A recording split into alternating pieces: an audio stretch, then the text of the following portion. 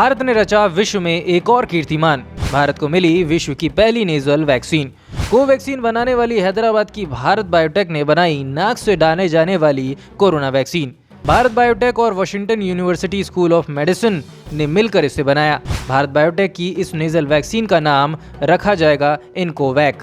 दुनिया में अपने डंकी की चोट पर कोरोना वैक्सीन बनाने वाले भारत ने एक और कोरोना वैक्सीन बनाकर विश्व में स्वर्ण अक्षरों में अपना नाम दर्ज करा लिया है।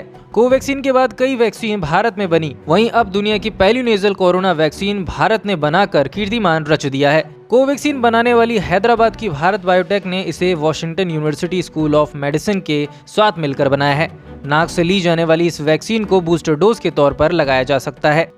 जहां पहले वैक्सीन फ्री थी, वहीं इस वैक्सीन को सबसे पहले प्राइवेट अस्पतालों में उपलब्ध कराया जाएगा, जिसके लिए लोगों को पैसे भी देने पड़ेंगे। साथ ही कोरोना वैक्सीन प्रोग्राम में शामिल कर लिया जाएगा। भारत बायोटेक की इस नेजल वैक्सीन का नाम इनकोवैक है। पहले इसका नाम BVV-154 था। इसे नाक के जरिए शरीर में पहुंचाया जाएगा। इसकी खास बात यह है कि शरीर में जाते ही यह कोरोना के इन्फेक्शन और ट्रांसमिशन को दोनों को ही ब्लॉक करती है। इस वैक्सीन में इंजेक्शन की जरूरत नहीं पड़ेगी, इसीलिए इससे चोट लगने का खतरा बिल्कुल भी नहीं है। साथ ही हेल्थ केयर वर्कर्स को भी खास ट्रेनिंग देने की जरूरत नहीं पड़ेगी। चलिए अब जानते हैं क्या होती है नेजल वैक्सीन। फिलहाल हमें मांसपेशियों में इंजेक्शन के जरिए वैक्सीन लगाई जाती है। इस वैक्सीन को इंट्रामस्कुलर वैक्सीन कहते हैं। नेजल वैक्सीन वो होती है जिसे नाक के जरिए दिया जाता है। क्योंकि नाक के जरिए दी जाती है, इसीलिए इसे इंट्रानेजल वैक्सीन कहा जाता है। यानी इसे इंजेक्शन से देने की जरूरत नहीं पड़ेगी और ना ही ओरल वैक्सीन की तरह इसे पिलाया जाएगा। यह एक तरह की नेजल स्प्रे जैसी होगी। कोरोना वायरस समेत कई माइक्रोब्स म्यूकोसा के जरिए शरीर में जाते हैं। नेजल वैक्सीन सीधे म्यूकोसा में ही इम्यून रिस्पांस पैदा करेगी, यानी नेजल वैक्सीन वहां लड़ने के लिए सैनिक खड़े करेगी जहां वायरस शरीर में घुसपैठ करता है। नेजल वैक्सीन आपके शरीर में इम्यूनोग्लोबिन A प्रोड्यूस करेगी। माना जाता है कि IgA इन्फेक्शन को अर्ली स्टेज में रोकने से ज्यादा कारगर होता है।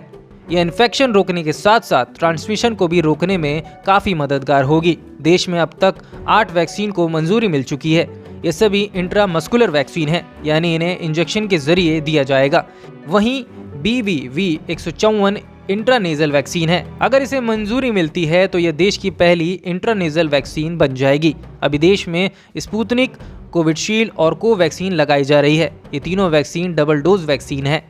BVV-154 को केवल एक ही बार दिया जाएगा। इस समय भारत में लग रही वैक्सीन के 2 डोज दिए जा रहे हैं।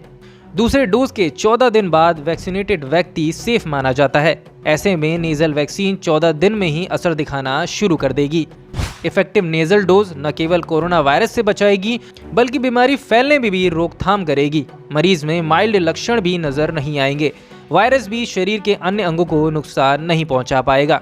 यह सिंगल डोज वैक्सीन होगी, इस वजह से ट्रेनिंग आसान रहेगी। इसके साइड इफेक्ट्स भी इंट्रामस्कुलर वैक्सीन के मुकाबले काफी कम होंगे। इसका एक और बड़ा फायदा यह है कि सुई और सिरिंज का कचरा कम होगा। यह वैक्सीन कितना कारगर साबित होती है यह तो समय बताएगा, लेकिन आप हमें कमेंट बॉक्स में बता सकते हैं कि क्या सच में बाकी वैक्सीन के मुकाबले यह ज़्यादा मजबूत होगी। क्योंकि पहले भी कई वैक्सीन को विदेशों में इस्तेमाल करने पर रोक लगा दी गई है। इंट्रानेजल वैक्सीन को कोविशील्ड और कोवैक्सीन जैसी वैक्सीनेटेड लेने वाले बूस्टर डोज के तौर पर दिया जाएगा। हालांकि इसे प्राइमर वैक्सीन के तौर पर इस्तेमाल किया जा सकता है। भारत बायोटेक के मैनेजिंग डायरेक्टर और चेयरमैन डॉक्टर कृष्णा अल्ला ने कुछ समय पहले कहा था कि पोलियो की तरह ही इस वैक्सीन की 4 ड्रॉप काफी होगी। दोनों नॉस्ट्रिल में 2-2 ड्रॉप्स डाली जाएंगी। कोरोना दूसरे देशों में बढ़ रहा है, भारत में ऐसा ना हो, इसलिए आम जनता को हमेशा सहयोग में रहना होगा।